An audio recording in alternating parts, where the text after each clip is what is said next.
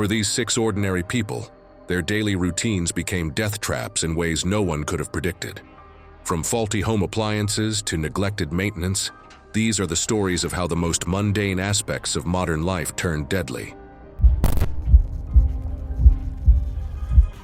It was March 22nd, 2016, and the morning rush hour filled the streets of downtown Chicago as thousands of office workers made their way to another day at their corporate jobs. A mid-sized office high-rise in the business district stood among the city's financial center, its glass facade reflecting the early spring sunlight as employees streamed through the marble lobby. Robert Kim adjusted his tie as he approached the elevator bank, his leather briefcase containing the quarterly reports he had spent the weekend perfecting. At 34, the methodical accountant had worked on the 15th floor of the building for 8 years, establishing a reputation for precision and reliability that had earned him a steady stream of corporate clients. His colleagues knew him as the quiet professional who arrived early each morning and stayed late to ensure every detail was perfect. Robert's daily routine never varied. He arrived at 7:30 a.m. sharp, took the same elevator to avoid the crowds, and spent the first hour reviewing his schedule while enjoying coffee from the building's cafe. His modest one-bedroom apartment was only 6 blocks away, allowing him to walk to work regardless of Chicago's unpredictable weather.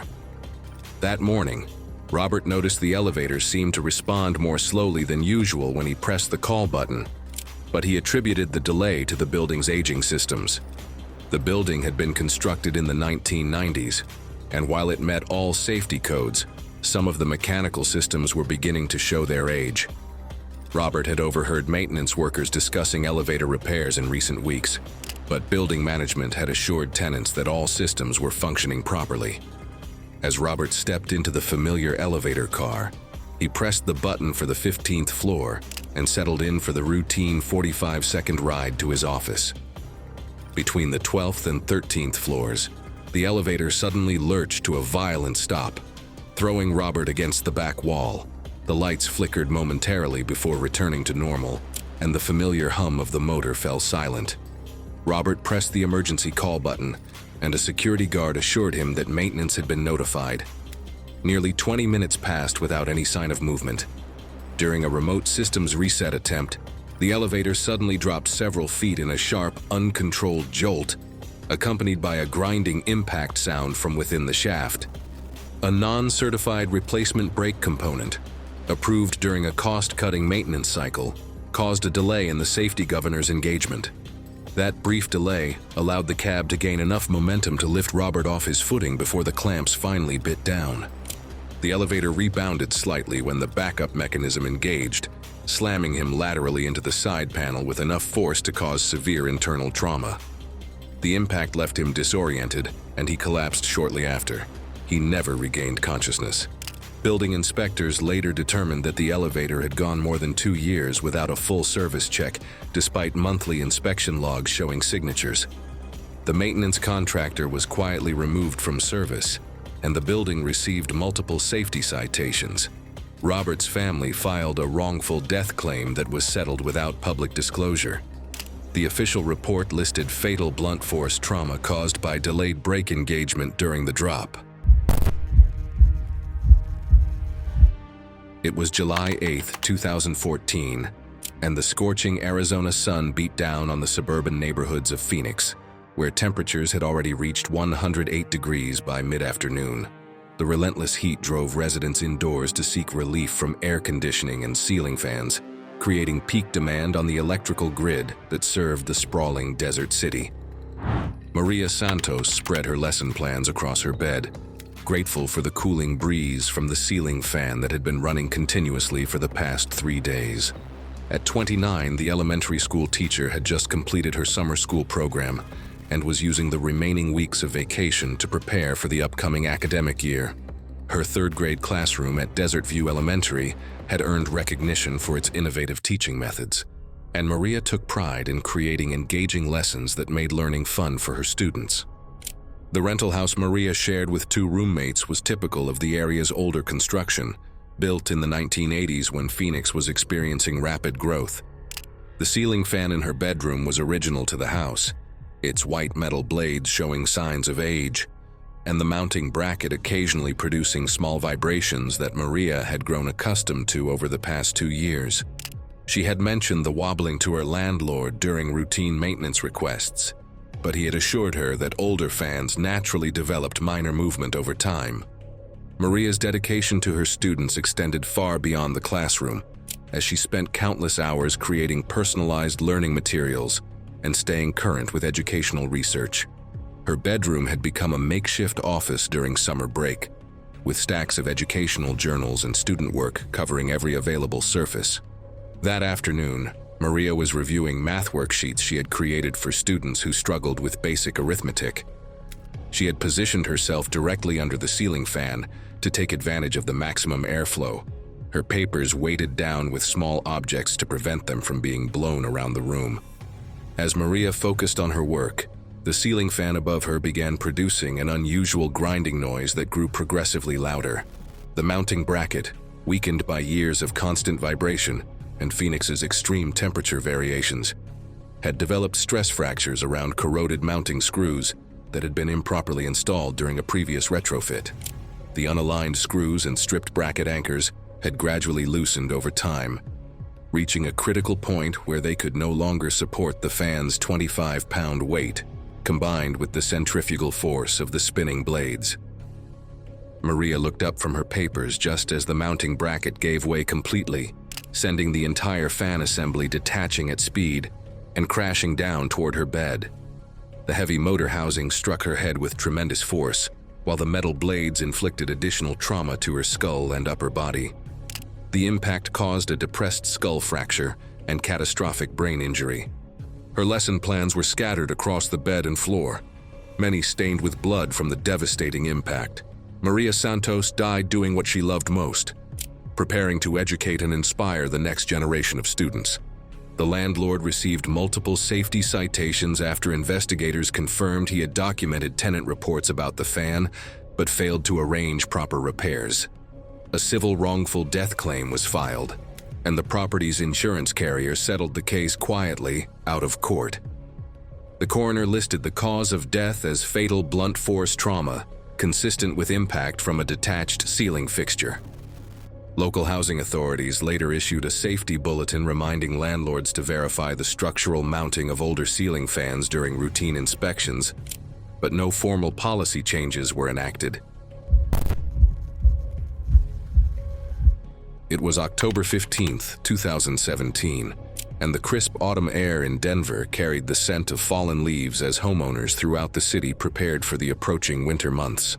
The suburban neighborhood of Highlands Ranch buzzed with weekend activity as residents tackled seasonal maintenance projects, from winterizing sprinkler systems to organizing garages filled with summer equipment.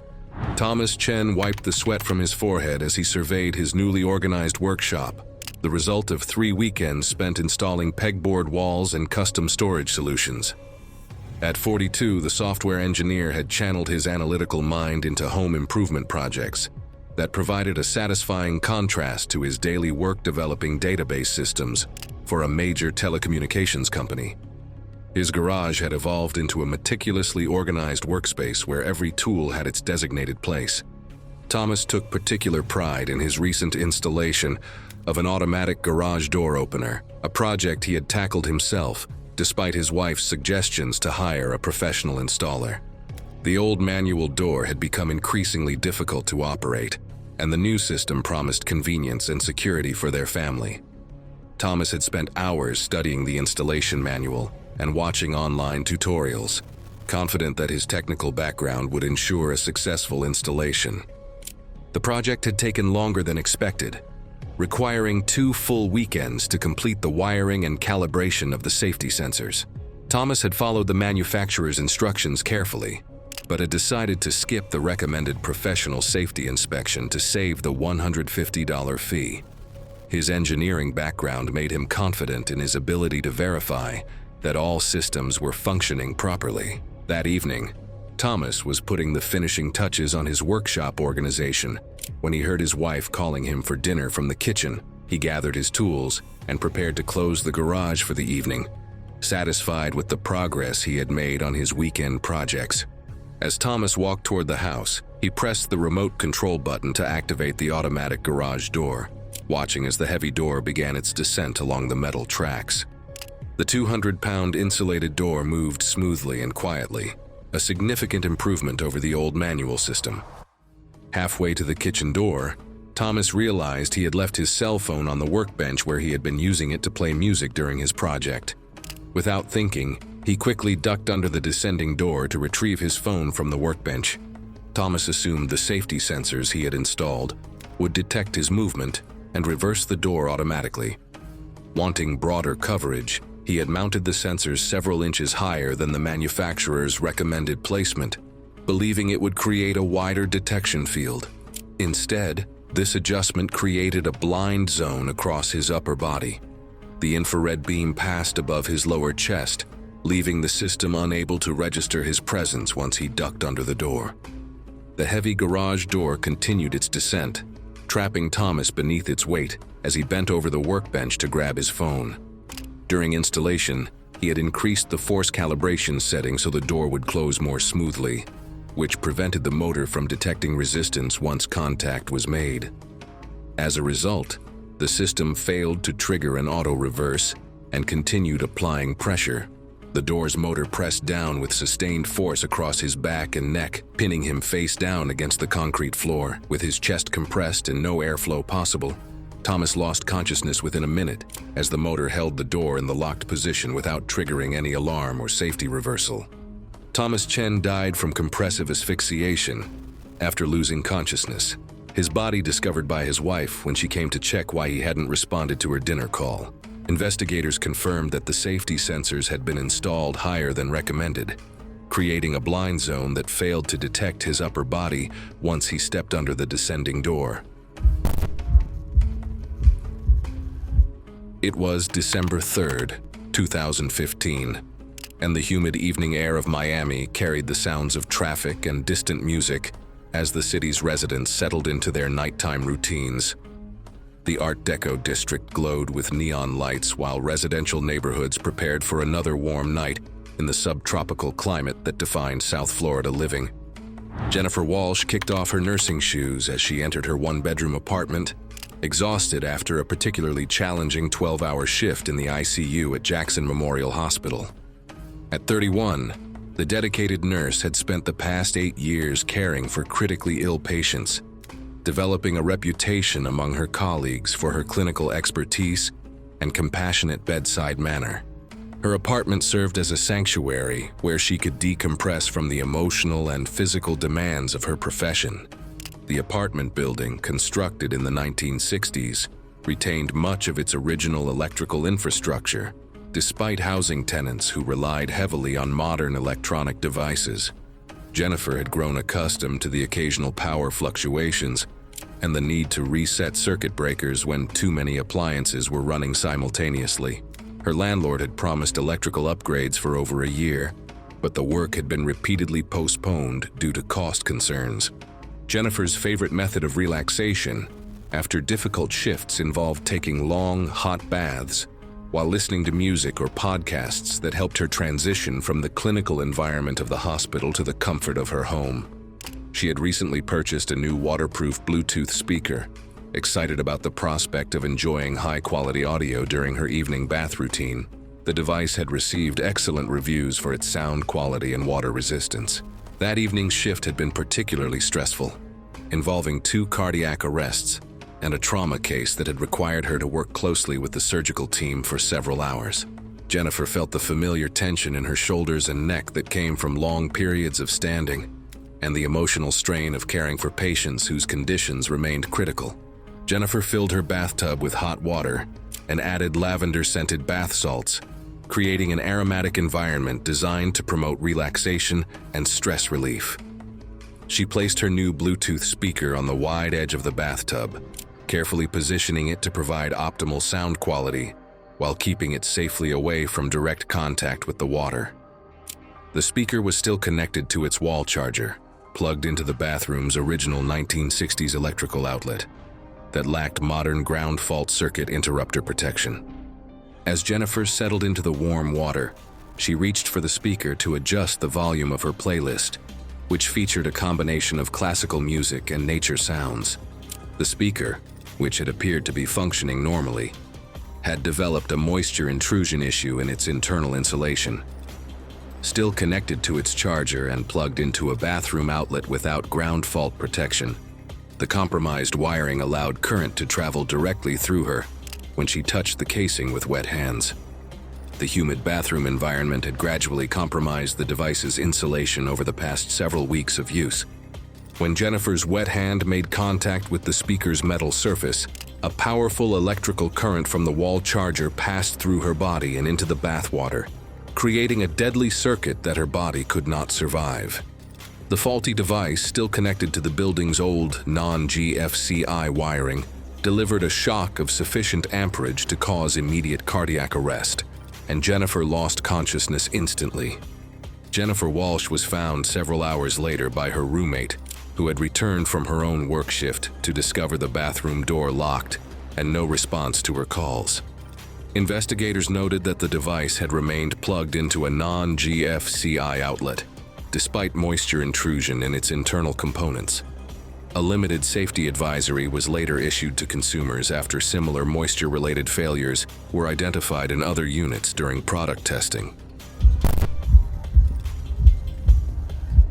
It was January 18, 2013, and the bitter cold of a New England winter gripped Boston as temperatures plummeted to 12 degrees Fahrenheit, forcing residents to seek warmth in poorly heated apartments and aging buildings throughout the city. The university district buzzed with the quiet intensity of students preparing for final examinations, their breath visible in the frigid air as they hurried between libraries and coffee shops. David Rodriguez pulled his wool sweater tighter as he settled at his desk, surrounded by towering stacks of philosophy books and handwritten notes that represented months of research for his master's thesis. At 26, the dedicated graduate student had spent the past 3 years immersed in existentialist philosophy, exploring questions about human mortality and the meaning of existence that seemed particularly relevant during the long, dark winter months. His small studio apartment served as both living space and research library, every surface covered with academic materials. The apartment's heating system, original to the 1920s building, provided minimal warmth despite David's landlord's assurances that it met basic habitability standards. David had learned to rely on a small electric space heater to create a comfortable working environment around his desk, where he spent most of his waking hours reading, writing, and contemplating the philosophical questions that would define his academic career. The heater had been his constant companion for 3 winters. David's thesis explored the concept of authentic existence in the face of mortality, drawing on the works of Heidegger, Sartre, and Camus to examine how awareness of death influences human decision-making. The irony of his academic focus would become tragically apparent in the hours that followed. That evening, David had been working for over 12 hours straight, fueled by coffee and the determination to complete a crucial section of his thesis before the next day's meeting with his advisor. The space heater hummed quietly beside his desk, its glowing coils providing both warmth and a comforting presence during the solitary hours of academic work. As exhaustion finally overcame his determination, David's head began to nod as he struggled to maintain focus on the dense philosophical text before him. The combination of mental fatigue, the warm air from the heater, and the late hour created the perfect conditions for an unintended nap. David's eyes closed as he slumped forward in his chair, his head resting on his arms atop the open book he had been reading.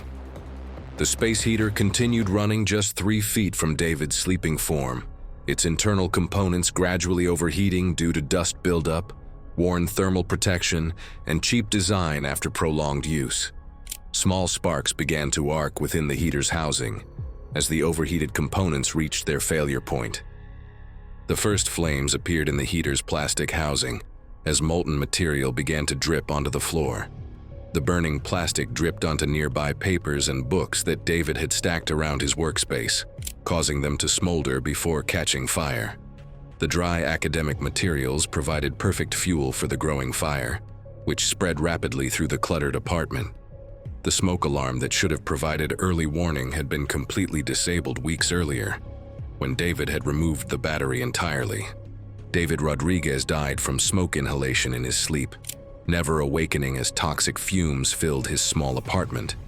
The fire consumed his life's work along with his life, destroying 3 years of research and the philosophical insights that had defined his graduate studies. Investigation revealed multiple fire code violations in the building, including missing smoke detectors and blocked emergency exits. David's death led to stricter enforcement of fire safety codes in student housing.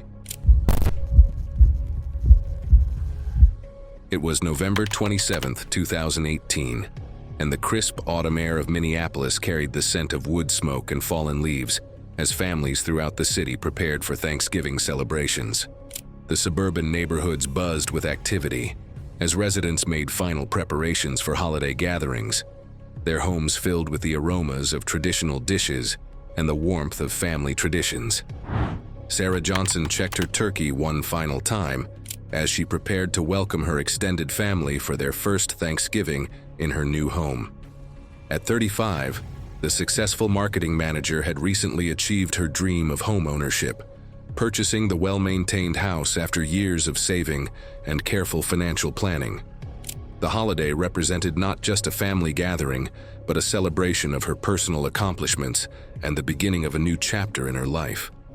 The house had passed all required inspections during the purchase process, giving Sarah confidence that she had made a sound investment in a safe and comfortable home. The original furnace, installed when the house was built in 1962, had received a basic safety inspection that found no immediate concerns. Sarah had planned to have the heating system professionally serviced after the holidays, wanting to focus her initial home improvement budget on cosmetic updates and furniture. Sarah had spent weeks planning the perfect Thanksgiving menu, researching recipes and preparing dishes that would showcase her culinary skills to family members who had always been impressed by her attention to detail. Her marketing background had taught her the importance of creating memorable experiences, and she was determined to make this Thanksgiving a celebration that her family would remember for years to come. That morning, Sarah woke feeling slightly nauseous and dizzy, symptoms she attributed to pre-party nerves and the excitement of hosting her first major family gathering. She had been experiencing similar symptoms for several weeks, including persistent headaches and unusual fatigue that she had blamed on work stress and the demands of settling into her new home. As Sarah worked in the kitchen throughout the morning, opening the oven frequently to check on the turkey and side dishes, she remained unaware that the furnace's heat exchanger had developed a hairline crack that was leaking carbon monoxide into the house's air circulation system.